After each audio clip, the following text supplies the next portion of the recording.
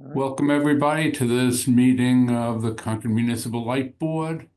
Our first order of business is to approve one set of minutes. We have a quorum of 3 light board members here today. John, where are we with the minutes? Yeah, I distributed minutes from the January 22nd meeting over the weekend, or it might have been on Monday actually. And happy to entertain any edits to those minutes, and if not, would request that the minutes be approved as distributed. Brian, do you want to make a motion? Yeah, so moved. I'll Uh, second it. yeah, for the January 22nd, 2025 minutes. Good. And Brian, Yes. John? Yes. And I approve as well. Thank you very much. We've talked, oh, so sorry. There's not a chair's update today, so we'll go to the director's update next. Thank you. Great, thank you. First, I wanted to mention that we're going to be saying goodbye to 2 employees in the next week. The first is Pat Stolley. He's worked for CMLP for almost 6 years on the line and underground digging crew. Wow. We wish Pat the best of luck in his next venture. And the other is Victor Sensian. He's our senior network engineer. We do have another senior network engineer, so we're not worried about not having a network engineer, but Victor was a huge help. He's been here off and on since 2021, and very grateful for all the large projects that he helped us accomplish. So just letting some people in the waiting room. So some good news out of energy management. The EVs now account for more than 10% of all registered vehicles in Concord. And I'd say I was a little surprised that over 150 new EVs were registered in the second half of 2024, which is terrific in terms of adoption. I wanted to mention some updates on the middle school solar and battery project. We do expect that the school will take occupancy of the new building just a couple of weeks, which is very exciting. I've met with the assistant superintendent, Bob Connery, a couple times to talk about the proposed site license. And we've made some positive progress, and we are getting some advice from our respective councils to finalize this. And then hopefully we can move forward with either the superintendent's signature or the school committee's approval, and then we can issue our RFP. So I feel like we're very close to this, and hopefully at our next meeting we'll have some good news on the status of the RFP. Regarding the advanced metering project, we're going to get an update in just a few minutes from the customer service and metering team, but we do have just around 100 meters left to deploy, which is excellent. I really applaud their hard work. They came in on a weekend a couple weeks ago to get some commercial meters done. It's been really a team effort across the entire organization, though, in terms of assistance to get these, especially the last bit here, are going to be a challenge. A big thank you to Joe, Rhonda, the engineering and line crews for getting the tree trimming project going. That's been a pretty heavy lift. Marquee Tree was the low bidder and won that award, and they've already started working, which is excellent. They should be done before the 250th, but if they're not, they will pause just so that they don't interfere with any of the operations. And they will be doing about 50% of town, mostly on the eastern and western sides of Concord.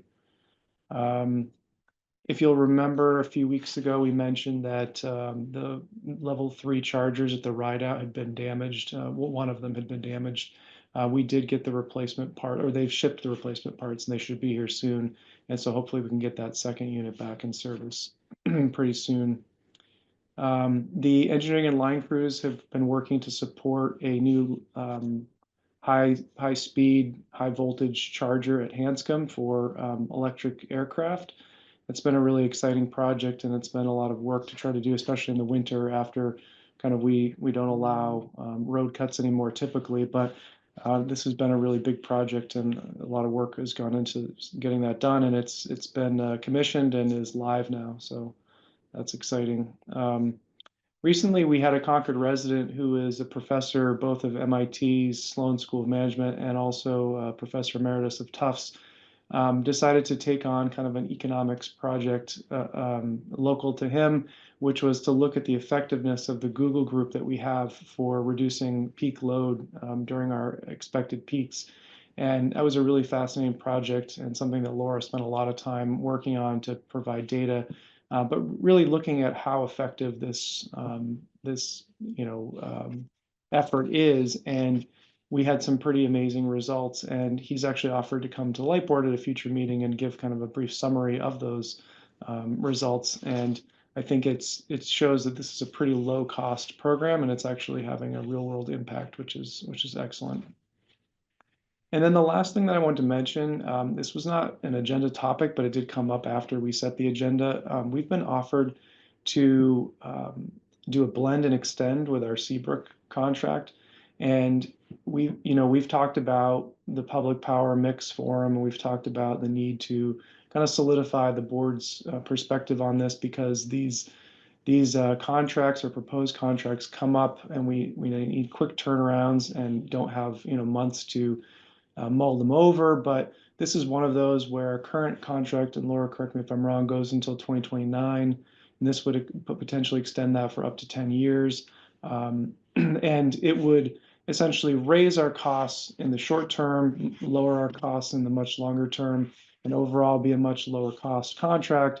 But it would represent an expansion, not an increase in our portfolio, but an expansion or extension on how long our Seabrook contract is. So, part of this was motivated because the state is now allowing IOUs to include nuclear as part of their renewable portfolio. And part of this is that the state is planning on actually purchasing nuclear contracts, similar to how they're doing the offshore wind. And so that's driving up the price and the competitiveness of some of these nuclear contracts. And so E&E had proactively reached out about finding out how to, if we could preserve our stake, not just us, but their customers, their portfolio. So that's how this came about. And I don't expect discussion now because, again, this wasn't a posted topic, but just to put it on the board's radar. And also, if anybody has feedback on that and they want to send it to me personally to avoid any open meeting law violation, we can obviously bring this up at a future meeting for discussion and potentially an executive session if we need to review the contract. But I just wanted the board to be aware of that. And that concludes my update. Good. Thank you very much, Jason. On the topic of that Seabrook contract, that actually seems relevant to the discussion later in the meeting where Laura's going to be talking about the situation with our contracts generally. So it's good to have that information. Anybody have any questions or comments for Jason? Brian? Just a quick one about the extension on the nuclear contract. You said it would increase in the short term. So would it be a replacement of our existing contracts and the price would change? Correct. So under the proposal, the price for the near term, in other words, maybe the next few years of that agreement would go up a little bit, but the price for the latter half of the contract would go down by a larger amount. So that overall, if you look at the average price we pay, it would be less than what we're paying today. But in the shorter term, it would go up a little bit. And I would assume that's to inject some capital and make sure that everything can actually run for the duration of the agreement. Okay. And Laura might have another comment on that. Laura? Yeah, I just want to clarify. So basically, we have this contract to 2029 and its price would increase. It's the exact same contract, no more nuclear, no less. It's just that they're going to raise the price, okay, if we do the blend and extend. The discount that Jason's talking about, that it would get cheaper in the latter end, isn't that it would get cheaper on the current price. It's that it's, quote, under market according to E&E's calculations. But those market rates are quite high. Oh, so it's beating the forecast today. It will beat the forecast in the future. We're going to pay more than we're currently contracted to pay up front. And it'll beat the forecast in the future. Yeah, sorry. I meant that today's forecast of the future, not. Yes. Yeah. Yes. Okay. Thank you. And Any other questions for Jason?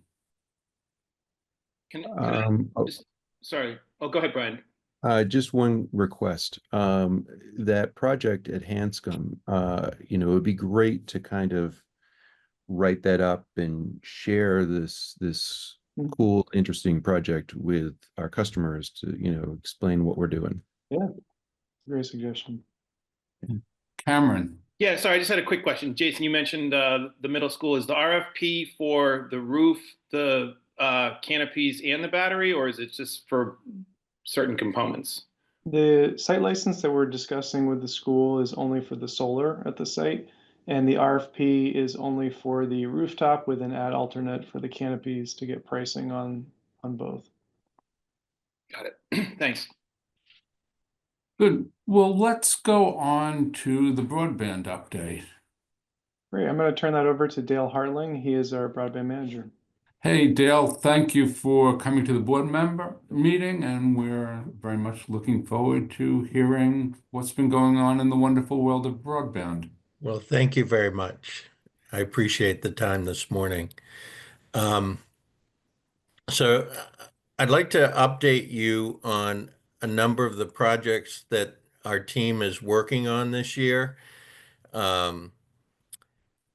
We have an initiative that I'm sure Jason's mentioned on dealing with XGS PON. This is an equipment refresh to systems that are more than a decade old, and it will allow us to deliver next generation fiber to the premises services. We recently reviewed a quote on this, and it looks like this is going to be a really cost-effective next step in our service evolution. And it'll enable us to deliver service to residential and business customers of more than 8 gigabits per second. It'll also expand the number of PON ports we have to deliver service on using fewer devices. So that will hopefully have a positive impact on our support costs as we reduce our overall equipment inventory to support this. Now, in order to support the additional bandwidth to the customers, we're also working on expanding our bandwidth to the internet. So we've upgraded our 5 gig service with Crown Castle to 10 gig at no additional cost. This was a deal that Jason negotiated a while ago. And now that the fiber repairs on Losbrook Road from the squirrel damage are done, we've been able to find and activate the fiber needed to enable this service. And then in addition, we've engaged a contract with a vendor to provide 10 gig service burstable to 100 gig, and also to provide us with an additional 1,000 internet addresses. The price of this service is less than what we're paying for our existing 10 gig service. And the fact that we can burst, they're going to allow us to burst for up to 5% of the month at no additional cost. So essentially, if we had an outage on another provider that lasted for 36 hours, we could absorb all of that traffic on this new connection and not pay anything extra. If we do have longer term continual usage of higher speed internet, then yes, we'll pay a premium, but presumably that would be because we're selling more high-speed service, and then we would have the revenue to offset that.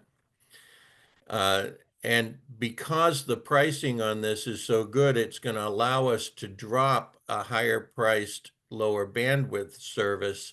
So the net cost to the town will be negligible as we expand this. And today, our internet service peaks. This is for the broadband and the town network combined. We peak at between 7 and 8 gigabits per second going to and from the internet.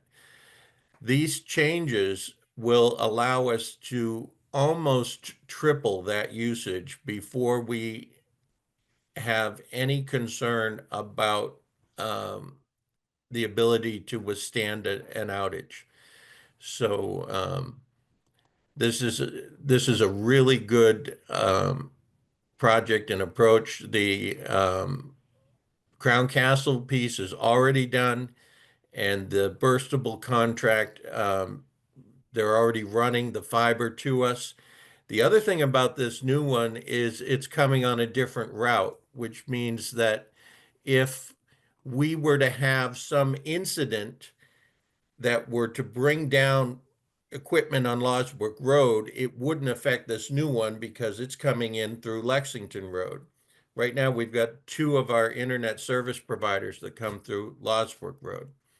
So this has a number of advantages for us.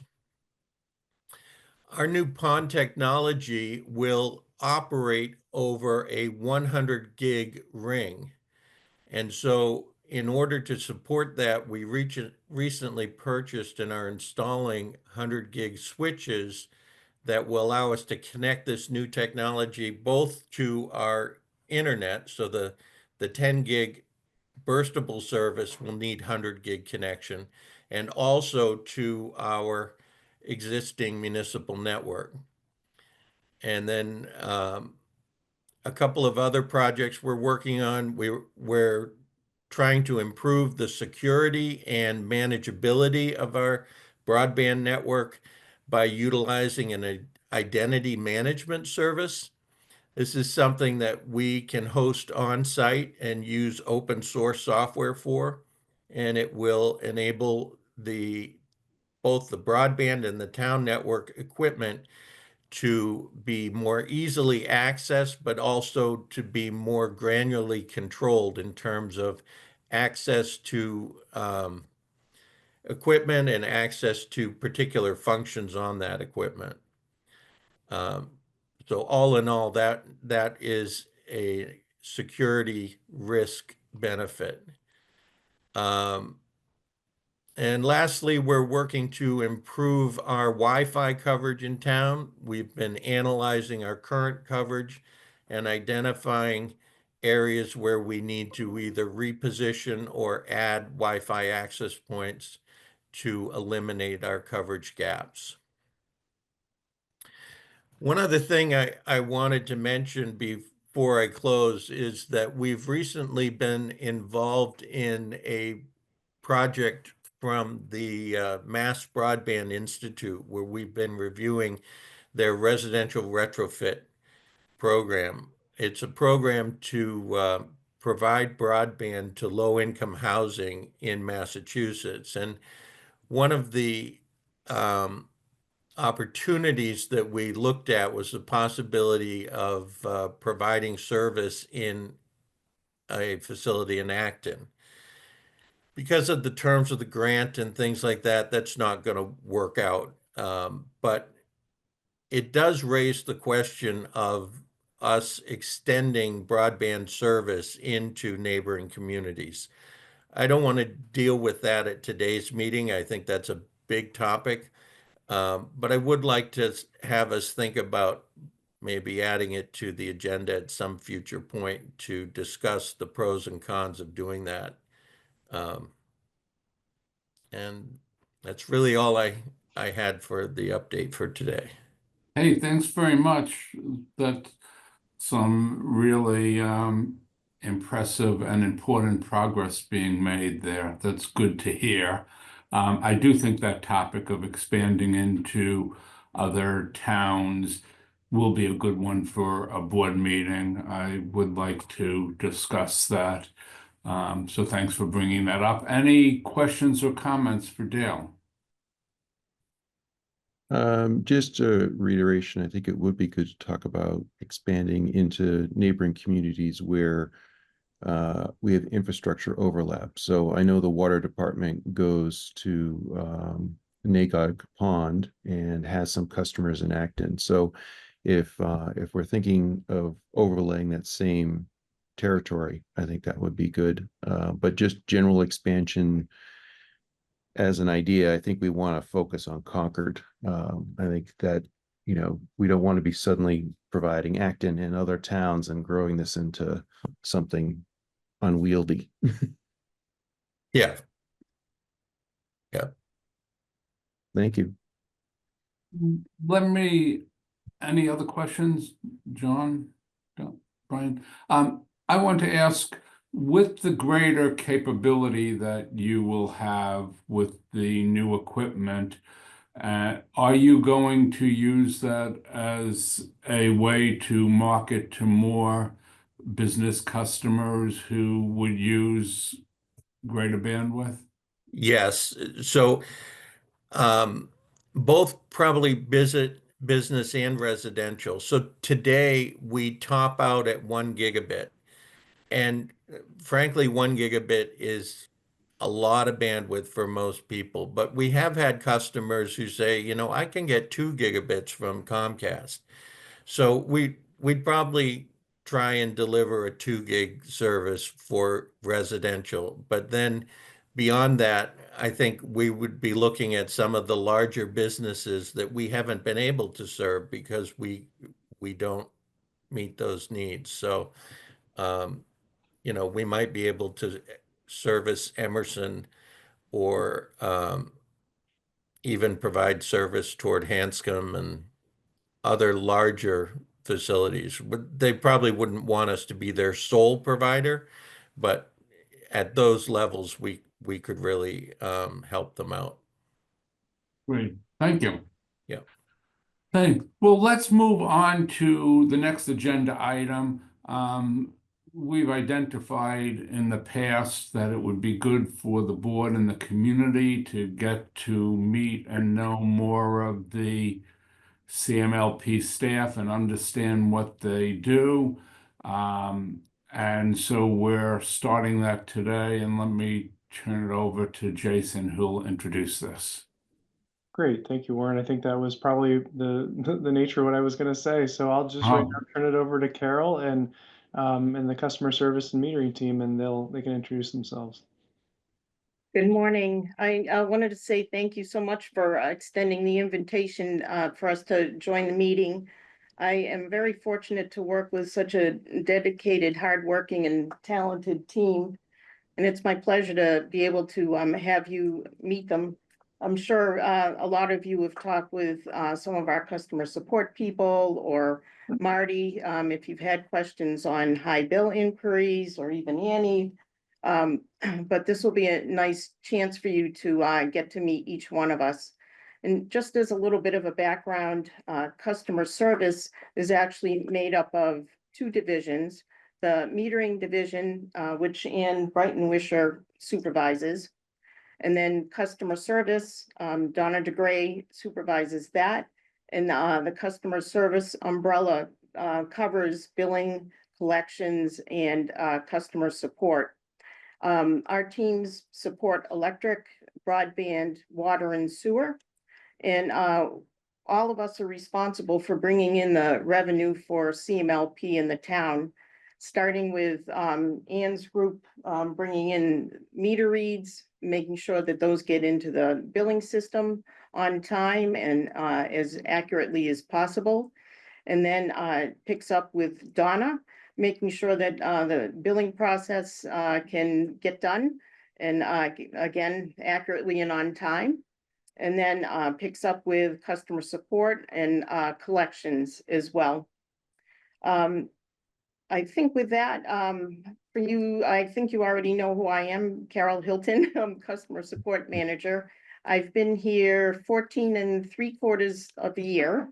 And again, I'm very happy to have this occasion this morning, so thank you again. And with that, I'll turn it over to Ann. Hi, Ann Brighton-Wisher, been here for 37 years. I started back in '88 as a meter reader. It was a book and a piece of paper and a pen. Took the reading, subtracted it, sent out the usage, brought it over to the billing people, they billed it. Then we had gone to a touchpad read type of thing where we read the meters with a touchpad and then brought it to the billing system. We ended up doing a tel data, which is what was on the phone lines pilot program, which did not work too well. because everybody dropped their service when they went to cell phones. And then from that, we started doing an AMI project with Echo One for installing when we controlled the EPS and hot waters to control those units. And then from there, we went through the drive-by system, which was the best system that we got. We had no problems with that. We drive by the house, get the reading, and we did this for water and electric. And then now we are doing the Good Project, AMI project, which I can't wait to start and using fully. We only have 141 meters left. We started about a year and 5 months with this project, and it blows my mind because I didn't think we would get it done in a year and a half. Kudos to you. Yay! Yeah. I'm really proud of my team. Let's be very emotional, but customer service people helped out a lot. Marty did awesome installing load management switches. He had about 500 of them to do. That's getting in people's houses and changing out the switch in the meter at that time. And just a fun fact that between the three of us, we've been here for 116 years. I'm gonna send it over because I'm getting emotional, which I shouldn't be, but I am. Jordan McGarry's beside me, and Marty Bomestier is in the other room. They can talk to them about what they do. Thanks for having me. Thank you. Hi, I'm John McGarry. I'm the meter tech. I do all the readings, and especially with the drive-by, what's left in the electric, we're still doing the water. I've been with the town for 45 years. And it's a great place. It's a great place to work. CMLP is, they're just great. It's a great company from the top right down to the bottom where we are. But no, it's a pleasure working for the town, and like I said, I do the readings, do a little bit of installing. I've been taking what's left of the electric installations. I've been taking the contractors around and getting into the buildings that we have to get in, especially in Concord Center and stuff like that. But yeah, nice to meet you all. Thank you. It's really great to meet folks who've been here for so long and have been serving us so well. And, in some ways it's embarrassing that we on the light board haven't met you before at the meeting and had an opportunity to hear from you here. So thanks for coming today. Oh, Brian, by the way, I'm sorry for that notice the other day. No problem. Marty, go ahead. Yep. And say, Lauren, nice meeting you. I know John there, and then Brian Folds. I've met him a few times in the past and caught up on a lot of different things. I started here in 1992, title is utility electrician, and working with engineering and line division, doing a lot of undergrounds in the beginning. Then we did all those load management programs where back in the 50s, when they turned off the water heaters, they used mechanical time clocks. And when I came on board, that was part of upgrading everything all. So they looked like meters, but they were time clocks. Wow. And we changed those out. So that was a big project. Like you said, just by myself, I've been doing all of them and changed them out to one brand. Now we've done that a second time. This will be the third time. And now with all of them being done again, I think I'm pretty much completed everybody's except for one or two that we haven't gotten in contact with. And we've been leaving notes and just waiting for them. But otherwise, I think we're caught up for anybody else. Thank you, Marty. I am Donna DeGray. I'm the customer service supervisor. I've been here almost 12 years. I started out as a customer service representative, and then I became the database administrator. And then I was part of the conversion project to our new database. And then I became the customer service supervisor. When I started out, there were only 2 customer service reps. We now have 3. And our jobs have expanded substantially since that time 12 years ago. I've been lucky enough to see a lot of the changes that have taken place over these years, the databases, the meter exchanges, and to work with this incredible group of people here that you see today. Right here are the 3 customer service representatives, and I'll let them introduce themselves to you. Great, thank. Good morning. My name is Christine Rose. I've been with the light plant for about 3 years. I'm a customer service specialist. I actually live in town as well, and I'm pretty happy to be part of this family. You've been there such a short period of time compared to everyone else. I know. I wish I could say 45 years, but I can't. You'll get there. Yeah. Morning, my name's Kyler DeRuda. I am another customer services specialist here, and I'm the new guy here. I've been here 6 months so far, and it's been a great experience so far. I'm really enjoy working for the light plant here. Great. Hi, good morning. Rick Rogers, been here just about 3 years. Me and Chris started the same day, actually. Oh, really? Yeah, it's been great. Donna's been great. Carol's been great. It's a great team. We all work together, and at the end of the day, we make sure the job's done no matter what it takes to get it done. Right. Well, that's everybody. Any questions for us? Anything you'd like to hear more about? Brian or John, I had a couple questions, but I didn't know whether Brian or John or anyone else has questions. Sure. For the customer service team, what is the most common or annoying question you get? Why is my bill so high? Simple and to the point.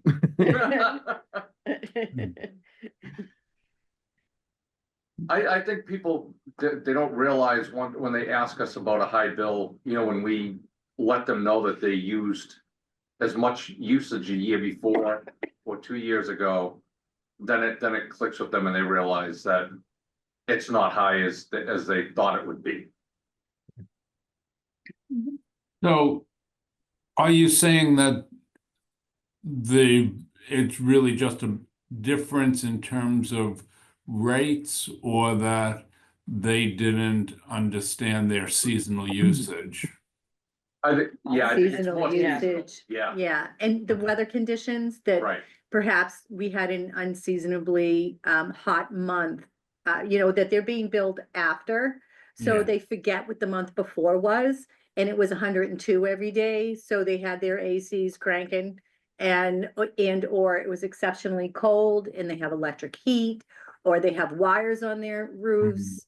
They have heated driveways. They forget all these things that can increase during that period of time. How often do you get calls where somebody is questioning their bill and it turns out that there's some real problem or unexpected issue on their end, like, they kept a pool heater on in the month of October, or something like Marty? That's for you. I get all of those. Annie says, Marty, go out and talk to him. I used to say, well, like Brian would call up and he'd say, hey, why my usage? We can look at the history now with the new smart meters and say, hey, do you charge your car? Do you run an ETS heat or electric heat or anything else? We can analyze a lot more in detail. So that's made a big difference on helping customers understand their usage. And rather than just saying, why are you going to smart? We try to break it down to say, we're helping you out for your usage, where and when you use it, how much it does cost. People have been comparing their new heat pumps. We've been pushing those, and a lot of customers get the heat pump usage. Their energy goes up, but they're saying, I thought these were great. I said, they're very efficient, but they're going to use energy. And what did you use before on oil or gas or other means? How much did it change? Oh, my gas bill went down $50 or $500.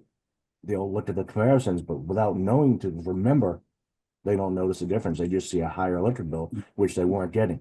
and they're getting a lot of consulting work, and they're saying, oh, these will work out great. I believe they will, and everyone's enjoying them until they see a one electric bill, and they're like, okay, now I know what they cost. Right. And do we have evidence yet about how reliable and problem-free the advanced meters will be, or have we had any problems with any of them? I can't.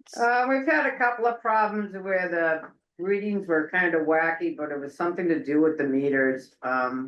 Eaton we haven't sent back the meters yet that had these goofy readings, but we did catch them. And we changed them out, and they have to get sent back to find out why. So did you find out those problems on your end, or did a customer get a wacky bill and find out? No, we found it on our end when I did the readings, and it came in like really, really high. Okay. So I would start investigating the meter, and that's what I found. It was only like 3 of them. So Well, what happened? We caught it before it went out to billing. So what do you do with the bill for that month for the person if the meter is giving some odd reading? I would take the last three years of that month and divide it and get an average and bill it that way. Okay, that makes sense. Good. Any other questions for anybody? The only comment I'd make more on it, this has been really valuable. This is great. Thank you all for, all your hard work. And it really helps me as a board member to kind of better understand kind of the day-to-day stuff that you do, and really appreciate all your years of service and the creativity and hard work you bring every day. Thank you. Yeah, Thank you. I really wish Jason would put up the map of the mapping with all the meters on it one of these times at one of your meetings. It's in every packet. Yeah, it's in every packet. But it's better looking online. More impressive. Just saying. We all are. Hey, well, thanks very much for coming today. Feel free to drop in again, and we'll maybe try to do this again, but we have many other staff members who we haven't met, so we'll want to meet them in future meetings as well. So thanks very much, and keep up your important work. Let's Thank go you. on to the next agenda topic, which is solar and how we're going to recognize and quantify solar output, and how we're going to credit it on people's bills. We talked about this last time and said we would come back to it, and the issue was there were 2 different approaches that we could use when talking about folks who have solar, who export excess power to the grid at certain times of the day. And the 2 approaches were to use a value of solar tariff, where you just figure out what the average value of solar output would be, and you credit the customer at that rate. The other approach, which we talked about, was one that you credit the customer with the value of the solar at that time, given our time of use rates, where they would be credited for the energy value, transmission, and capacity, but not the distribution costs. And those were the 2 different approaches we were thinking of. Since then, there have been a couple of one-on-one meetings. Brian had been pushing the time of use rate approach. He had meetings with Jason and Laura about this, and I think there's, at least among them, a consensus that the time of use rate would work. And I don't know which of the three of you is going to explain that approach, and then the board will comment to see whether we think it's appropriate or not. Brian, do you want to start? Or Laura has her hand raised. Laura can go ahead. Yeah, no, I don't, I'm not going to explain it, Brian. I'll leave that to you, but I just wanted to clarify Warren's point about there being a consensus on the latter approach, the time of use buckets. Brian and I agree that theoretically that construction could work.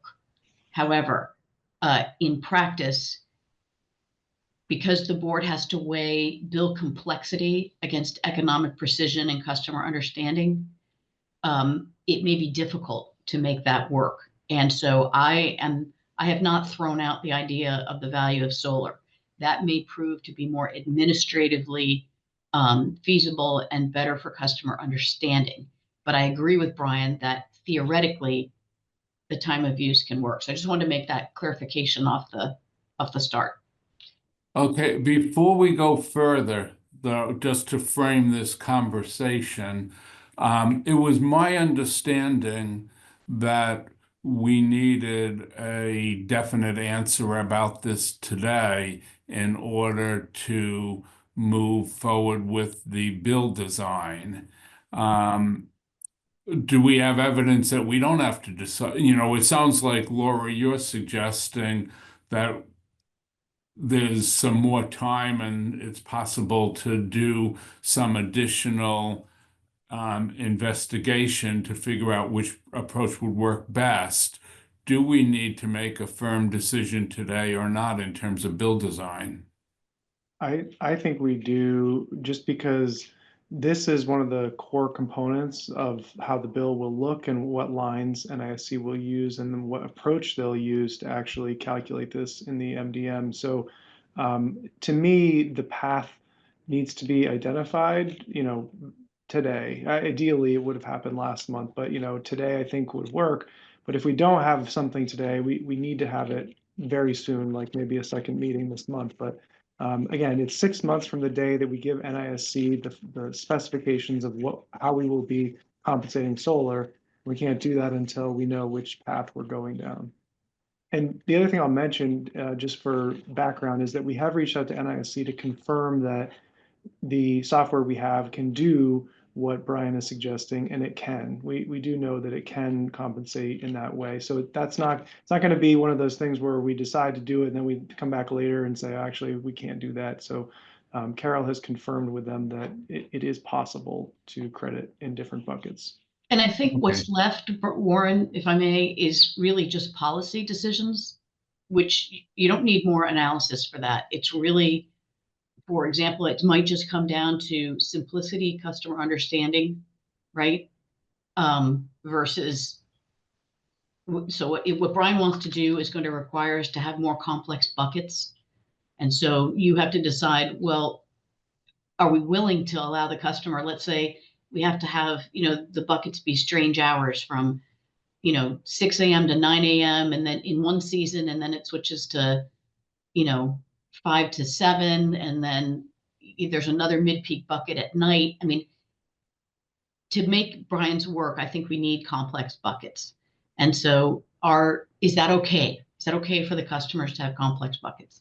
That's really a policy question, I think. Okay, well, let's come back to that and let's hear from Brian what it is he's proposing in terms of solar here. Sure. So a solar tariff is crediting usually on a flat scale, flat rate for any delivery of solar from the customer to the utility. What I'm suggesting is not a technology rate, not a solar rate, but a bidirectional meter reading rate. It is something, it's about collecting for the cost the customer creates. And so if we want to talk solar, we can talk solar all day and do what other utilities have done. But what I'm proposing is to make sure that all of our pass-through costs, those on, mid, and off-peak prices reflect the cost to deliver that kilowatt at those times. And that way, when someone delivers a kilowatt to us, we can credit them the same amount with no harm done to the utility, because we can collect for fixed expenses in the distribution fees. So as long as when we set the price for on, mid, and off, we're collecting for things related to the amount and when a customer consumes a kilowatt hour, we should be able to do the reverse and credit them the same amount. As for I disagree with the last statement you said, Laura, about how my system is more complex about the hours of the day that we do time of use. I think you wanted to do it based on market prices, and I wanted to do it on load, and there's not much difference between the two. But that still creates the same number of boxes for mid-peak and on-peak. I don't think it changes that. The seasonality is something that we've talked about with TOU, and that would be in the rate as well. So I think you've heard me talk about this method before. I can go into greater detail, but I think at this point I may be diving into the weeds. So I want to kind of see what questions you have, Warren and John, about this approach. What are your concerns about collecting distribution for every kilowatt hour that goes to the house, and then crediting or charging based on when a customer consumes it? John, do you have any questions, or do you understand what it is that Brian is proposing and talked about at our last meeting? At the highest level, I do. Yeah. And when I talked, I was thinking through my comments. I also want to talk about the fact that energy storage is becoming a thing for residents, and that this rate is not focused on solar and valuing solar. It's focused on valuing the kilowatt hour that's delivered and what its value is at that time to the utility. Yeah. So someone could say, oh, I want to lower my bills, and they could see the delta between on and off peak and say, you know what, I'm going to get a battery because I was planning on getting some backup power, and a generator, a natural gas generator, maybe doesn't suit all my options. And this has a revenue where I can say, oh, I'm going to charge it up at night, and then I'm going to export power during those peak times because I will get a small bill credit for doing so instead of being charged. Now I have an incentive that doesn't cost any other customers money to put in that infrastructure. And that's where we kind of create a rate that shows how our expenses are incurred, and then people, to lower their bills, they make investments in EVs or in batteries or in solar. And when they lower their bill, we lower our expenses. That's what we're trying to create with this rate. Yeah, Laura. If I might share a graphic, I think I can illustrate what the point I'm trying to get across is. Is that possible? Yeah, Jason? it's Or fine with Jason, you me. can share it. I think I sent it to you on the 5th. That graphic. So in the winter, in Brian's initial model, he's proposed that defining mid-peak as 7 to 11 a.m., 3 to 5 p.m., and 9 to 11 p.m. And what I'm going to show you is a graphic of a recent hourly day ahead price forecast that the ISO puts out. They're this is of one particular day, but it is very illustrative of how prices typically happen in the winter. Jason, are you going to bring up that graphic? Oh, there you go. Just on time. Okay, so if we define mid-peak as 7 a.m. to 11 a.m., do you see how the prices, the 8 means 7 to 8, the 9 means 8 to 9, it's hour ending. Do you see how the prices are much more expensive between 7 and 9 a.m., where the yellow is surrounded, than they are between 10 and 11? And the thing is, we tend to get most of our solar doesn't really start up. I mean, there's some at 7, 8, and 9, but it really starts getting more between 9 and 11. And then throughout the day, you can see these lower prices. So if we define a period that captures the cost to serve the residential load, which most of that is happening between 7 and 9, and we credit the solar, that blended price for all those hours, we're basically giving the solar generation the benefit of the stuff that costs more in the morning when we're not getting the solar then.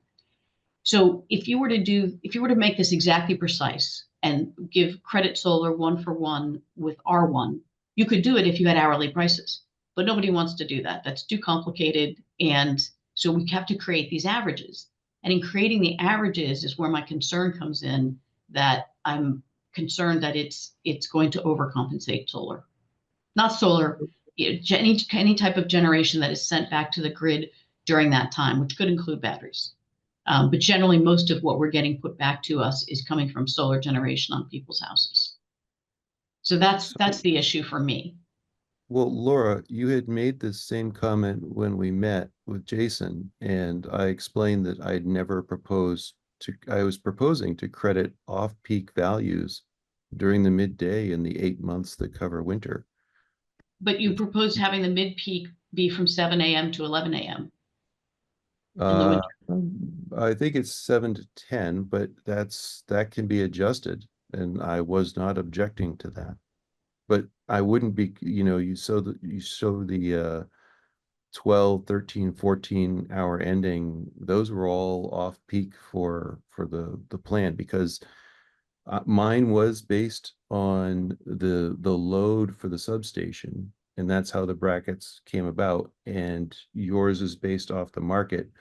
The difference between the two isn't very great, and I'm willing to move the hours to accommodate the market. I don't think it's unreasonable to do that, because we're talking about collecting for expenses. And if these are the expenses, then we should put those brackets in those hours. I don't see an issue. What you're talking about doesn't seem to be, it seems like we're already in agreement on that one. But if we do that, if we make it more economically precise, Brian, it's going to get more complex for the customer. And so that's the issue for me. Let me come back to that, because John has his hand up and I want to give him a chance to weigh in. I mean, I think this is, an interesting point. I just wonder if it's one that really is, my understanding is, can't we resolve this later when we establish the definition of the time periods and just be very deliberate about that, as opposed to accepting a framework that can accommodate for these differences? Yeah, I think we should focus the conversation on the credits for energy coming from customers. But I think the issue, there is an issue here and a question that we need to have some information about. I mean, I agree with what you're saying, Brian, that looking at that chart, the simple resolution of the issue is to alter what the time periods are for for peak, mid-peak, and low. And so then you're in a situation where the solar customers aren't going to be overcompensated, and it's going to be a fair recognition of what the real costs are, and we should do it based on costs rather than load. The question comes up is, how often do these things vary? Can we set a rate? Because we don't want to be changing the rates every month of the year. Can we come up, and this is a question for Laura here, do you think we could come up with time of use periods that only change twice a year? So you have a summer and a winter, where we can pick time periods for each of those times, summer and winter, where we get pretty accurate recognition of what the real costs are in those times. I think that can be done, but it's going to be kind of ugly from the customer facing point of view. How so? Because they're gonna be, well, for example, like Brian's initial proposal for the mid-peak, it's 7 to 11, 3 to 5, and then 9 to 11. It's gonna be kind of hard for customers to remember that that's the mid-peak, which hours are in mid-peak, right? And which hours are off-peak and on-peak. It's not gonna be simple, like, it would be lovely if we could say something like, it's always on the 8s and the 4s, right? From 8 p.m. to 8 a.m. is one price, from 8 a.m. to 4 p.m. is another price, from 4 p.m. to 8 p.m., right? That's a little bit easier to remember than these sort of detached time periods that would change at least seasonally. Yeah, that's again, we can talk about what time periods make sense, because we're going from a flat rate where everything is averaged to the total average of an annual value to averaging for blocks within time periods over a week. So we're improving our financial signals to our customers. It doesn't need to get to the point of real-time pricing and constant change. I think narrowing how much we're averaging to give people more accurate understanding of our expenses and when they occur is the point, but also to getting back to the point of discussion, which is those people need to know that when they export power during those same blocks, that they're going to get a one-for-one value of the pass-through expenses, not the full retail. So that it's simple to the customer to say, oh, well, if I want to avoid on-peak expenses, I could put in a battery, I could run my home off the battery for this 4-hour period, or I could set it up to run for those mid-peaks as well. But the customer has an incentive in the sense that they can lower their bill by making these choices. Today, you put in a battery, it's a flat rate. There's no value in doing so. It is simply backup power, and that's still more expensive than doing a natural gas generator. So going to time of use is going to be a big move in that direction. It does not, I mean, the last thing I want is a lot of complexity going to the customer. If you see those time periods graphically, it makes a lot more sense. But you know, do you have my those charts that I had, or could I share what I had so you can see what I'm talking about? You can share. That's okay with me. I just want to make one clarification. It's not quite right, Brian, that we have a flat compensation rate today. Actually, if you are pushing solar back, you are getting the average market price between 9 a.m. and 4 p.m. for your solar. It's not a completely flat rate. It is within the billing period. So if only you're not exporting, it is. But if you are exporting, you are getting a 9 a.m. to 4 p.m. price. If you, well, you let's not get involved No, in discussing what's happening now. Brian, could you please focus on what you're proposing as the periods going forward? all right, you can see the chart that I have here. Yep. All right. So this is the same example that I shared before, where here's the black is our load profile. This is not very different than what you would see in the market pricing. Here is the 8 months that are winter. So these are the 4 months of summer on the top and 8 months of winter. You can see this double hump our rates should reflect that we have a double hump. If you're adding solar alone and you don't have any management of it, if you export power midday, you should get an off, just the cost of generation. You shouldn't be getting credits for more than that. If you do it in the morning in the winter, you should get a higher credit. And if you do it during the peak, which is more common than the morning peak in the winter, then you should get a larger credit. So as long as we give these signals that say, hey, here's the shape that we're trying to control, whether it be, day ahead market pricing or the actual load curve at the substation, if we give them brackets to say, power is more expensive here, less expensive there, we're going to give you, the pass-through cost as a 1-for-1, but we're going to collect distribution that 6 cents on every time you use us to store it as a battery.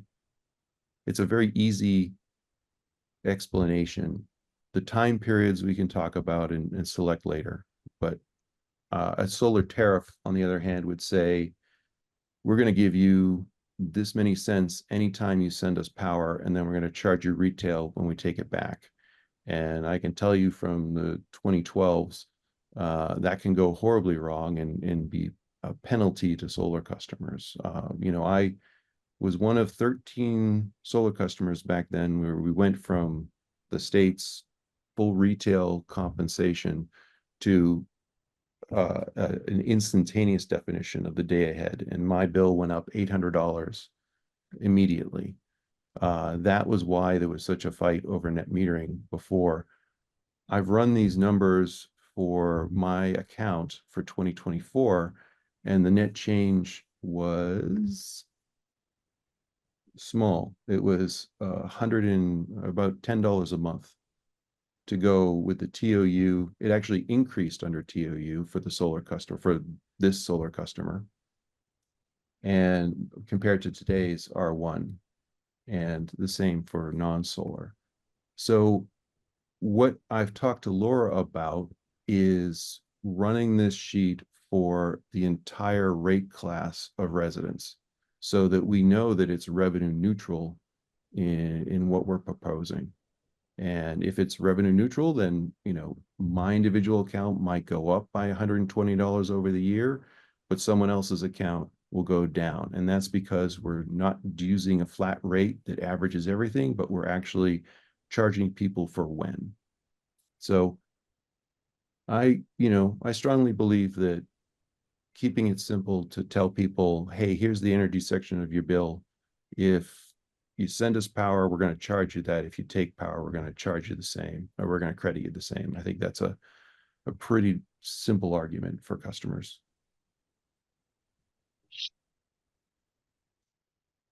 Here, I'll go back to the time period. But I do think there is an issue, and I have a specific proposal I want to make as to if you could put that. Oh, you did one. Sorry. Yeah, if you could keep that on again. It seems the crux of the matter is if you look at the bottom table, and if you divide things into, basically 4 periods here, and you have this mid-peak period in the morning, I think the issue is it makes sense if you were dividing things up into 4 periods, that those 4 hours where you're showing them being at the mid-peak rate, it makes sense to do that. But if all the solar is coming in the last hour, which is compared to other times of the day, is more expensive, but compared to that 4-hour block is at the lower price point, then the solar customers are being, on average, overcompensated during that period because there's the variation in cost within that 4 hours. And So, yeah, that doesn't track for me. Because we're, so with these periods, they're reflecting our expenses during those periods. with So, but it's an average expense over those 4 hours, and then in reality, the expense is different in each one of those 4 hours. yes, this is when I talk about, you know, this TOU structure versus real-time pricing. What you're going, when you say you want to break it up, that's real-time pricing. That's too confusing for customers. Right. And today we average 24 hours into one value, and now we're going to be averaging groups of hours into 3 values. Yes. Yes. No, and I agree with that. But Okay. and in most cases, for most customers, that will work out in the average. The issue is if you go into it and you know that for solar output, there's going to be a difference between that average value and when their production is going to come online. If you know in advance, it's always going to come online at the time within those 4 hours that the costs are lower. So Warren, this is when we set these brackets, they should be based on when these expenses incur. So we shouldn't be focused on solar and correctly valuing solar in the rate, but rather valuing the expenses that we normally incur during those hours into the rate. That's the big difference. So if solar is valuable at 3 or 4 in the afternoon, and it's valuable at say 9 or 10, but not valuable in the midday, it doesn't matter because we're looking at our totality of expenses and saying it costs us more to deliver this kilowatt, it costs us less to deliver that kilowatt. And we're not going to make 24 different blocks. We're going to make 3 blocks and find the average and define those for the customer. So, because we can't do real-time pricing. If we think about it from a how do we value solar question standpoint, we're going to fail at the overall effort of showing the customer what our expenses are like because solar is not our expenses. Yes. Well, I mean, what I am comfortable with is pushing the excuse me, approach that you want, Brian, but with one caveat. Okay. When we come to setting the times and the compensation, that we consider the possibility that for solar output, we have more different time blocks than we have for customers who are using power from CMLP. So you want to value the kilowatt hour differently based on customer types. I want to explore whether that makes sense. What I would mean by that is, let's say in the winter months, we have 7 to 11 is mid-peak for customers 7 and 11 in the morning is mid-peak for customers in terms of their purchases from CMLP. And that's mid-peak, high peak is in the evening, and low use is in the middle of the day and in the middle of the night. So we have those 4 time blocks. What I would want to say is and I'm not saying we should do this, but I'd want to look at the numbers, whether for customers, instead of those 4 solar customers in terms of valuing their solar output, instead of having those 4 time blocks, there'd be 5 time blocks to distinguish between that 7 and 9 in the morning period and 9 to 11 period. But I'd only want to do that if we really actually have evidence that there's a significant difference in the value of the solar during those 2 periods. Yeah, so that is counter to the whole effort that I'm trying to do, which is treat everyone the same versus technology rates that treat people differently based on what we want to incentivize and what we don't want to incentivize. That's the whole point of making an expense-based time of use rate versus arbitrary with a solar tariff is to I treat. wasn't arguing for a solar tariff. I was arguing for a time of use rate just with more time blocks for solar generation. Yeah, once you say we're going to compensate differently, the solar, that's a tariff. That's I don't see that, but Jason. I was just gonna say that I did ask the question to Carol, and she can certainly chime in to clarify. If NISC could have different times or buckets for the solar compensation than what we charge for electricity. And it is possible, but it would mean that it would have to be a different rate. And so it essentially, you would if you had solar, you would be a customer on the residential time of use, but then you'd have a different rate for your solar, and so it would be a separate, technically a tariff in terms of filing with the DPU. Okay. Laura.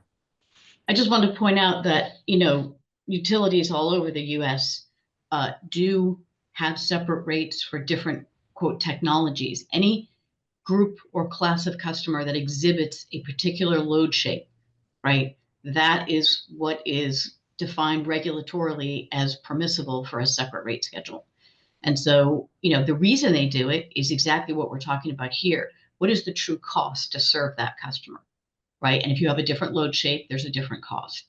And so, we're trying to force fit 2 different things together. And I appreciate the effort and I understand where Brian's coming from. And I think it is possible, again, in theory, to do. I just think it's going to make it maybe perhaps a little too complex for customers to understand if we try to make it as economically precise as we can. So what I'd like to propose, listening to this, excuse me, is that we agree to compensate solar customers for their output on a time of use basis and basically take the general model that Brian has proposed, and that gives guidance for deciding what the bill will look like, but defer the question as to whether there should be separate time periods for compensating solar output until we have sort of harder data about that to make sure that we're comfortable with keeping the time periods the same for solar generation as opposed to consumption by all customers. That would get us to the key question we need to resolve today is what will the bill look like? And it would say that we're not going to compensate solar at one price for all 24 hours. Are folks comfortable with that? I think so. I think what you're asking for isn't giving them because you're saying you'd like to do the method of crediting based on the time of use, time periods and values, but you'd also like the option to do a tariff of solar, which is what we're trying to pick between. So I think you said you want to do both.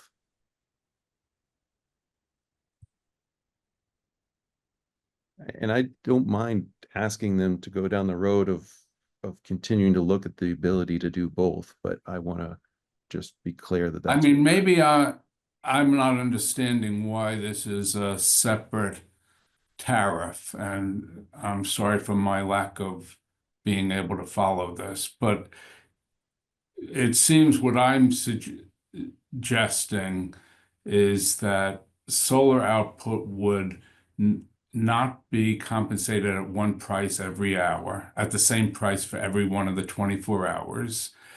There would be a time of use, a time of production value that matches our actual costs, but the time periods for the solar generation may not be exactly the same as the time periods for consumption.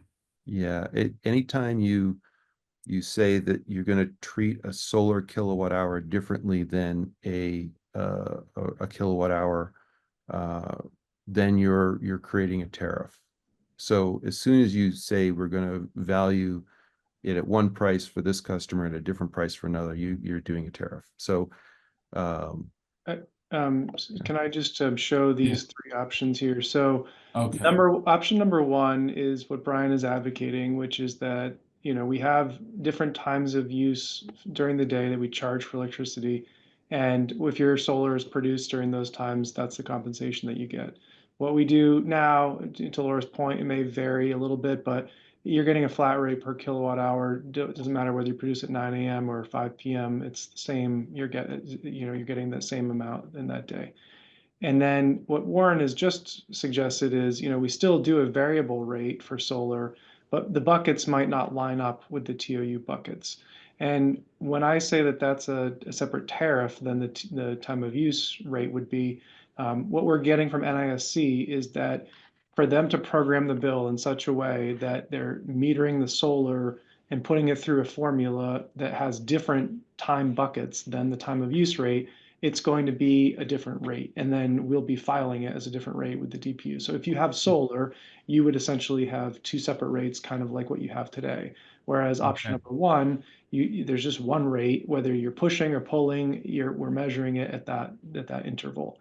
And so we do need to know which option we're going with today, but you're right, we don't need to understand what the mechanics of it is, how many buckets there are. And Laura's, concern here is that number one is absolutely possible from a technology standpoint, and the analysis shows that it can be done in a revenue neutral way. But the question is, with 5 or 6 changes a day, going from off to mid to off to mid to high to mid to off, is that going to be so complex that it won't shift behavior, in the way that I think Brian is hoping it will? And so that's all we need to decide today, is between option 1, 2, and 3.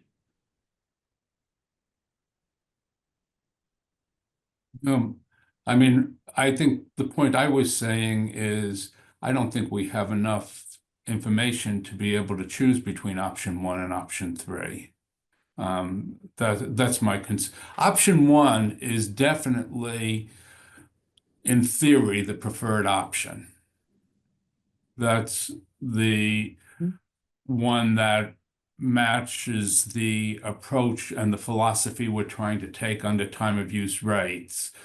The question is, do we have evidence that will treat all customers fairly and we won't have an issue of overcompensation for solar generation?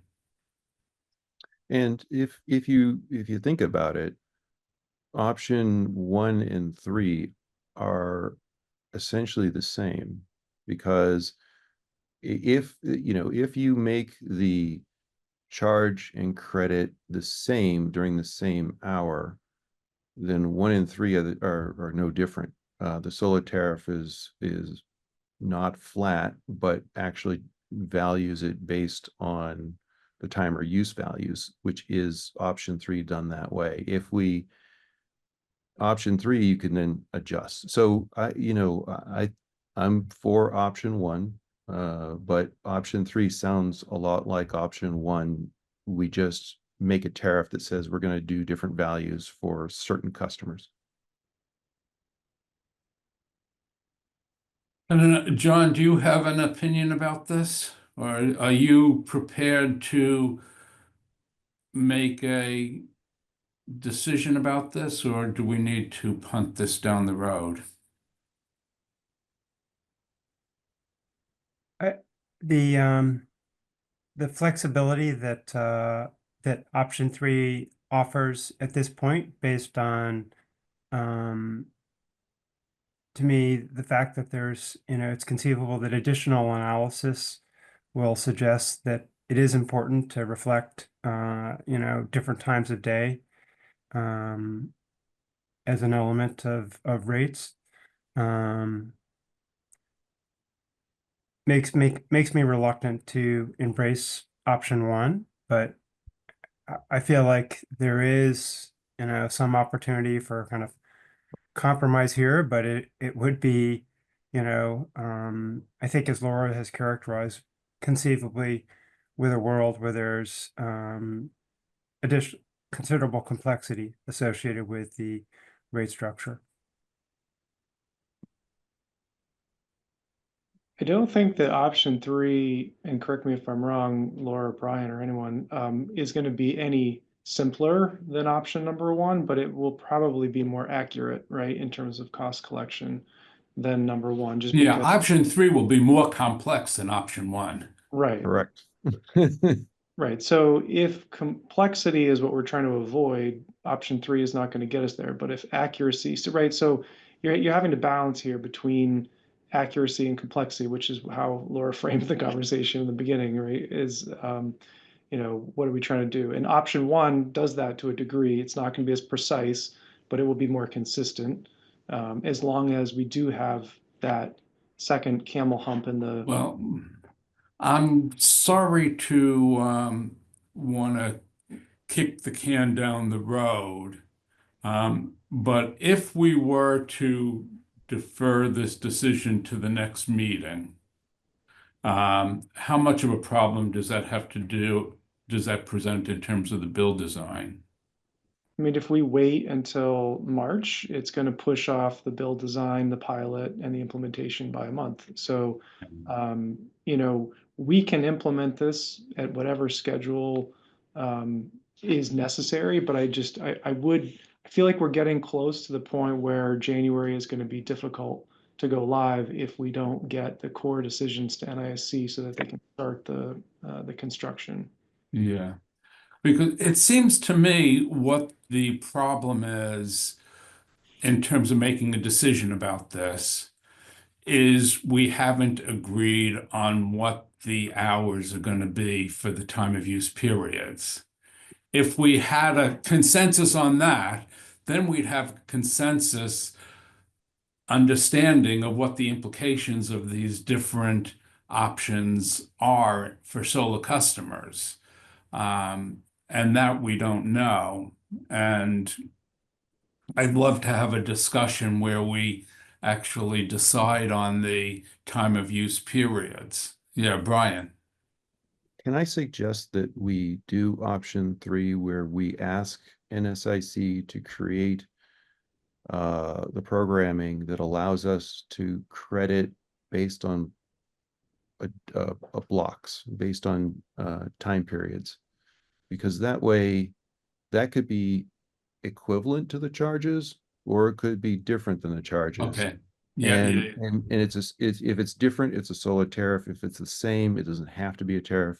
But having that functionality can accomplish 1, 2, or 3. That's yeah.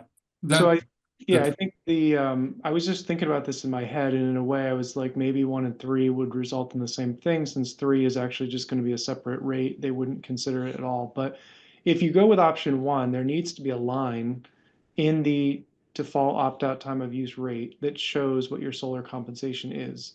If you go with 3, there is no such line, because the solar compensation will be dealt with on a separate rate schedule. And so if you're a member of that rate, then it will appear on your bill in that area. So it doesn't necessarily have to be a separate rate if the TOU rate lists it directly.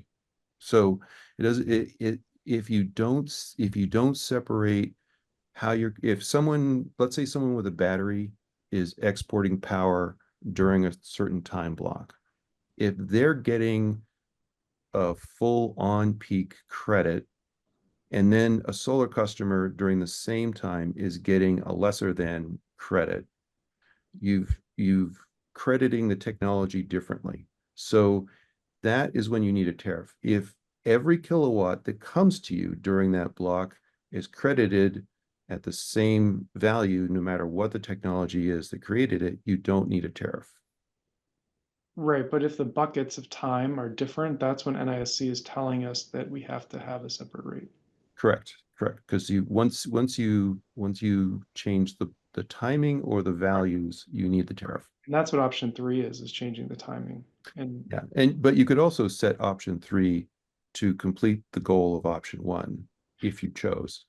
the one thing that might be possible, and then this is just a question, is if we tell them our dilemma and say, we'd like a line for solar compensation under the default opt-out time of use for solar, but we may be designing a separate rate to handle it. We move forward with option 1 essentially, but then later we want to flip to option 3.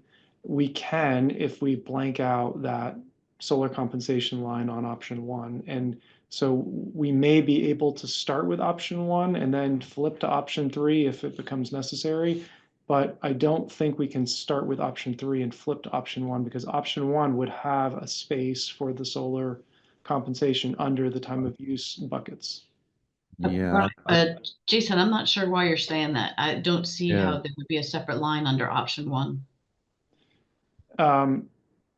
That was the way that it was described to me, but maybe I don't know.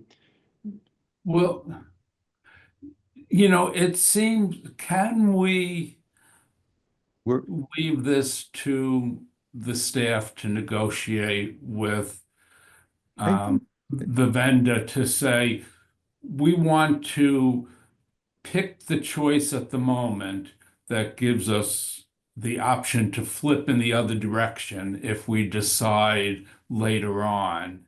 And, you know, basically, Brian, what you're saying is we start with tell them we design for option 3, but if we ultimately choose to go with option 1, we would flip to that, whichever way is easiest to flip if we later change our mind.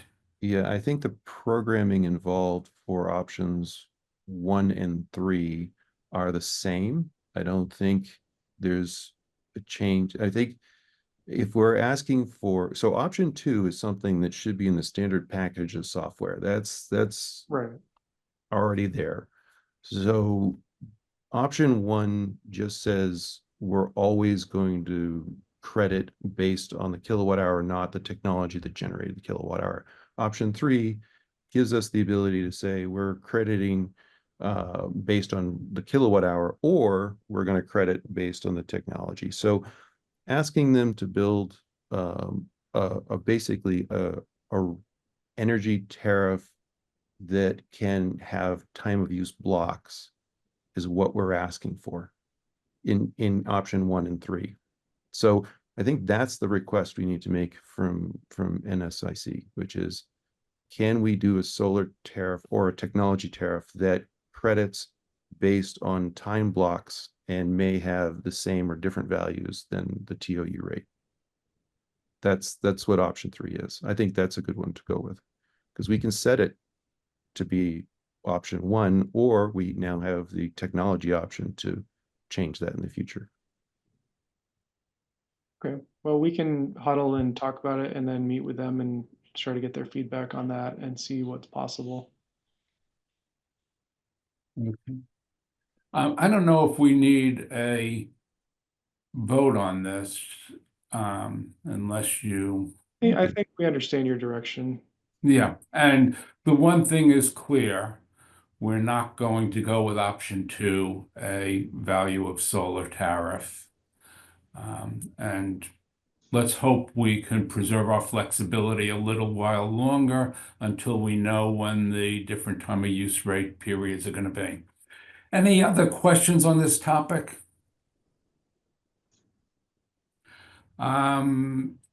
So we're running a little bit behind time. Jason, I leave it to you as to whether you want to try to if we go to 9:15, squeeze in the discussion on alternatives to non-carbon emitting energy, or what you want to just go to liaison and public comments? Well, I think we have a lot of business coming up, and if we can fit this in, I think it might be a good idea. Can the board Good. member stay until 9:15? Okay, well, can everybody go to 9:20? Yes. Okay, well, let's assume we'll go to 9:20 and take 10 to 15 minutes for this. So Laura, would you like me to share anything, or do you want to share something, or? Can't hear you.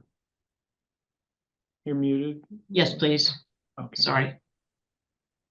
Uh, So just as a background, I think the board is aware, we've had 2 of our contracts for non-carbon emitting energy. They were supposed to be new build solar projects, essentially canceled or reneged in the last couple of years due to rising prices, increased interest rates, a bunch of excuses that the developers have had. And so we don't have as much non-carbon emitting in our forward portfolio as we thought we did 2 years ago. And so I've been trying to think creatively about options for procuring renewable energy that are different from our traditional path. Traditionally, E&E has tried to get together a group of buyers that could take the output of a new build facility and negotiate a contract with a developer for that. And I have been not satisfied with the way that contracting has gone. There have been minimal penalties for backing out of the contracts in comparison to the lost value of the contract. And so what I'm exploring, if you go to the next slide, Jason, this is a little bit of a joke. I asked ChatGPT to give me some graphics for 3 different options. If CMLP project finances a new solar facility. So basically we build this on our own, and it'd be, maybe like a 5 megawatt, maybe slightly larger facility. The second option would be to purchase bundled energy and RECs from a reputable, dependable AAA credit rated supplier that has never reneged on a contract they've done with CMLP. So that would not necessarily be a new build, but for those who are concerned that the RECs come from a different facility than the one we get the physical power from, I'd be asking the supplier to guarantee that the energy they provided me was coming with the RECs that came from the same facility. So I've reached out to one party in particular who has supplied a lot of our market power in the past to ask them if this is possible. I met with them back in December. They thought they would have an answer in January. I followed up at the end of January and haven't heard back yet. So we don't have an answer on that yet, but I do hope to get an answer on that. And then the third avenue is kind of what we're doing now, which is buying energy from the market and then buying the RECs separately. So I thought ChatGPT did kind of a good job depicting these 3, but with a few areas for improvement. Buying energy from For Energy in option 2 didn't seem to make a lot of sense. The costs associated with these 3 approaches, as we'll see more in more detail on the next slide, is project building a new facility is probably going to cost us somewhere around 12 to 15 cents a kilowatt hour. That would be CMLP's cost. Buying energy from the market and buying the RECs separately is currently running about 11 cents. So if you go to the next slide, I tried to give you some idea of prices for alternative non-carbon emitting energy supply. The lowest bar at 6 cents was the most recent contract that was reneged on. We negotiated this at least 2 years ago, and the contract price was supposed to be 6 cents for bundled energy and RECs. And you can see why they backed out. I mean, the current price with the market and separate RECs is about 11 cents for a 20-year contract and about 10 cents for a 10-year contract. They offered to continue to build the original project, but they would raise the price from 6 cents to 11 cents. Onshore wind costs about 11 cents. Offshore wind costs about 15 cents. And the new solar project finance that I mentioned, I put 15 cents. The estimates we're getting, and it's very high level at this point, is around 12 to 15. So I put the more conservative end on this. And so one thing I'd hope to get is some guidance from the board. Do you have the appetite to basically spend more money to be the sponsor of a new facility that would be built? And most likely this would be a 5 megawatt facility, because that's what can be built within the ISO rules without triggering, extensive studies and costs. It would probably be in another MLP's territory, somebody that's got interconnection excess capacity with the ISO. So it'd be like CMLP sponsoring to build a new 5 megawatt solar facility in, say, maybe Western Massachusetts. It would cost more than our current approach of buying separate energy and recs, but it would be demonstrative of CMLP actually financing and making happen a new project. So I'd like to know if that is something you want to pursue. Versus constantly trying to contract with E&E for these projects that in rising market environments just disappear. This would be a guaranteed thing because we'd be the sponsor. And that's it. That's all I have for today, is really just some guidance. I don't have the answer for you on buying the bundled energy and recs. I hope that's going to be possible, but what the price is going to be, I don't know yet. And you can see the price of our current approach, which is separate energy and recs. So if you guys could give me some guidance on what you think would be in the best interest of the ratepayers, that would be helpful. Well, yeah, Brian. You're on mute. There we go. It's great to support a new project because it makes everybody feel great. But, I remember our previous projects were 13 cents and we're talking double our average cost of generation. So they can't be the majority of our portfolio. When you talk about being the sponsor of a project and having it located outside of town, I think about the fact that we're still incurring those R&S and capacity costs. Whereas if we found space to do another WR Grace here in town, we could be the sponsor and do the in-town solar efforts and avoid those peak expenses. When I look at the market plus recs for contracts for 20 and 10 years, those are a little higher than I'd like to see. I'd like to see them more around 9 cents, because our average right now is around 9, and I understand prices go up over time, so I'm willing to go a little higher than current. And it is non-emitting, and it is for a particular project, which is nice. I'd love to see the 6 cent project go forward. I mean, that's no matter where it is or what it is, it's still 6 cents. It's so low. But apparently, those projects are vaporware. And I agree with you. There should be bigger penalties for wasting our time on vaporware. And offshore wind sounds more expensive than it should be, but that's what is happening. Onshore wind, we've got some. Is there a chance that we could expand like a Saddleback or other project where we do something to say we want to add wind, not just solar, to our portfolio, and we want to sponsor another wind turbine to go up in an area that is already permitted and a developer who's shown a good track record with us, to get some pricing on that. If it's 11 cents, that's a great deal, but I think it would be more that 15 cents you're talking about. Yeah, so in terms of expanding the existing portfolio, that's pretty much been done. People who had put up wind in good locations that could expand have already done that and contracted that out, and that stuff is gone.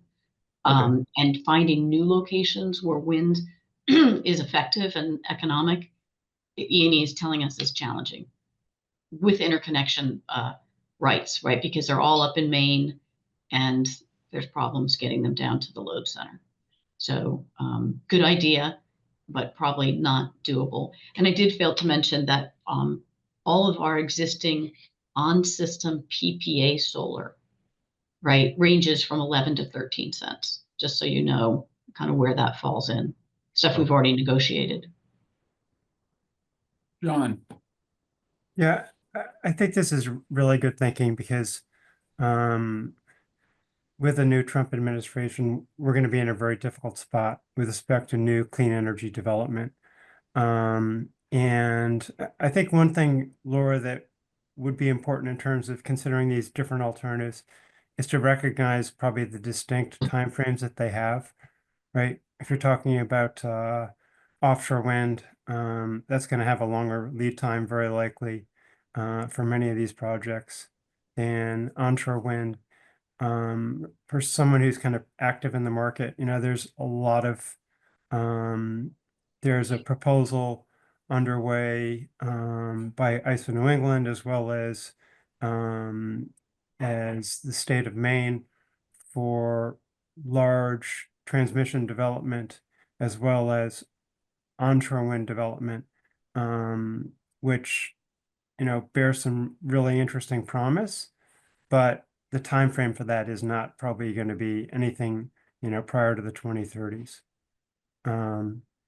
So I think that what you're proposing of an alternative of a smaller project that was in Western Massachusetts, I think that does offer some promise, and to me is warrants further consideration. Jason. Thank you. I just wanted to mention to Brian's point about the LNS and RNS charges that we would incur if we had something outside of our territory. I think one of the other things that I'm encouraging our staff to do is to try to identify the cost of in-town solar, because while it does avoid those, it does create other problems. And we've got the low-hanging fruit. We're after the next level of low-hanging fruit. We've got the middle school. We're trying to expand the landfill. Once we do that, maybe 2229 Main. Did I say too many twos? That location, the former StarMed site, or there may be a few other smalls, but we're not going to see many more 5 megawatts after that. So I think we are thinking longer term, and also we're just trying to understand what is the true cost of that in terms of having to deal with that resource in our territory, because we're finding out that can be expensive long term. Let me put my 2 cents in on this too. My least favorite option of the 3 is the bundled power and RECs. I may be in the minority on this. I don't see much of an advantage over buying bundled power and RECs as opposed to buying power and RECs separately.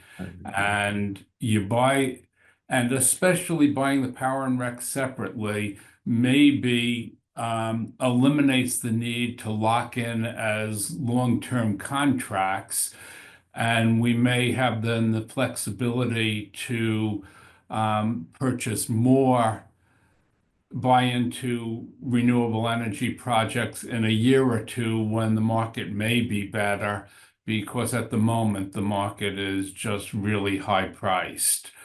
So I'm not that enthusiastic of the bundle power and RECs, and I'm comfortable with just buying RECs separately. I also like the idea of buying the separate power in a project, say in Western Massachusetts, as Laura suggested. The main reason I like that is then we could feel comfortable we've done something additional that may not have happened if it wasn't for us. And then we could really be convinced of the additionality of our actions. Brian. I agree with your comments, Warren. But I wanted to make a comment on the larger portfolio. It's important then when we talk about making sure we support a new project, There were also offsetting those high prices with, the nuclear contracts or hydro contracts that are, dispatchable, cheap, non-emitting power. So I'm looking at our breakdown of our portfolio, and Seabrook is 36% in coming years. I don't know exactly how much hydro is, but I'm sure it's another 5 to 10%. Then we have renewables like wind and solar that are intermittent, that are a good part of our portfolio. And then we have 20% that we should be exposed to the market, where we're buying, market is, day ahead pricing, and we're doing a rec to offset the emissions. That's the balance that I hope we're all working towards, where we're about 45% dispatchable, non-emitting, where into the supporting new projects of solar, new projects of wind, but we're also continuing to support existing projects of wind and solar for another, say 35%. And then that 20% is open to the market so that we can do our arbitrage and have an opportunity to, if a contract for 5% of our power comes up, that's awesome. We can go to 85% contracted if we wish, or, so forth. So that doesn't give you a definitive, I like A, B, or C, but it gives you a sense of what I'm looking for as a result of the whole portfolio. And, obviously we need to, I know that nuclear is super inexpensive, and so if we're getting that for 5 or 6 cents, and then we're paying 13 for a new project in Western Mass, they average out to, not increasing rates. And I think that's what we have to do. Laura. I just want to add a little bit more information here. So even with these contracts being canceled, I wanted to let you know, because of our nuclear contracts, we don't have a real need for the non-carbon emitting power until about 2030, because the nuclear contract drops off in 2029. So if we were to build, we wouldn't be looking to rush it. We would probably be looking to bring it online sometime around that time frame. And just to give you an idea of the cost differential, so the 5 megawatt we build it project costing 12 to 15 cents, compared to extending the nuclear, and the range there is like 7 to 8 cents. So you'll need to factor that in when you decide whether you want to extend the nuclear contract. You need to understand the price differential between that and a new build. Yeah. Thank you. Well, do you need anything? We've probably taken this as far as we can today. That's not giving you definitive guidance, but you've heard a little bit from the board. Well, I guess just before you go, I was hoping you could say whether to further refine the 12 to 15 cents on our project build, I would need to do work and incur costs. So the question is, if you think it's a possibility, you might want to add a project like that at that price, let me know now and I will pursue it. But if you're like, that's just too expensive for that, we're not going to do it, then I won't. Well, I'll tell you, and then Brian and John could weigh in too. My view, based on hearing what you've said, that we don't need the power to 2030, and given what you raised earlier about the Seabrook contract, this seems like not such a time-sensitive decision based on everything else going on. Let's see what we're going to do with that Seabrook contract first. And then, depending on what we do with that, we could decide whether it makes sense to pursue a standalone solar project like that. Okay, thank you. Does that make sense? We just... Yes. Yeah. Okay, so I'm hearing. So we'll just wait on that. So don't put more time into that till we know about Seabrook. Okay, liaison and public comments. Any Pamela Dritt. Hi, you guys are on the cutting edge of saving the world from fossil fuel climate change. So please quit worrying about small short-term increases in cost by doing the right thing, because none of those costs include the externalized costs of forest fires that we saved from happening in California, um, asthma deaths that we saved from here. CMLP should be building every clean project it can, both in town and in Western Massachusetts on the things, and not buying RECs, because RECs, Tesla earns billions of dollars from the EV RECs, but they don't actually produce more clean cars through that. Please set the rates for solar to incentivize it. It shouldn't be the same as what everybody pays. It should be. Solar should get better return, because every homeowner who invests in solar plus storage battery is an investment that CMLP doesn't have to make. And everybody benefits from it. I don't think the simplicity of the bill, is anything that benefits anybody. Simplicity is simply lack of information. You need it in all its complexity. It's easy to put on the bill, make the variable rate that we're able with the time of use meters be completely variable. Let it vary based on the cost and the use for everybody, not just solar, and absolutely benefit the solar in more than the regular people, because we want to incentivize people to do that. I'm sorry. Why don't we want prices to change all the time? Isn't that why we did time of use and the smart meters? And doesn't it save money for the whole community? If you oversimplify, then you can't give people accurate information, and they can't change their behavior to save money for them and through them for all of us. So, hey, thank you, Pamela. I really appreciate your passion and your ongoing support for especially solar development here in town. To respond to the issue of the varying times for time of use rates and why we don't want the structure to be too complicated.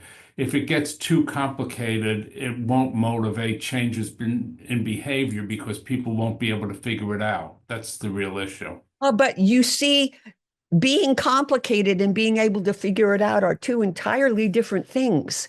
Yes, we will be able to figure it out. All you need is the right kind of data, graphics. Our bill shows the change in our electricity use month to month now. Yes. And that is good data. You can actually, when we have the data on our electricity use hour to hour, that should be shown on the bill as well. And it can be priced on that. That's a very simple thing. And it will make it more clear, not more confusing to customers. Okay.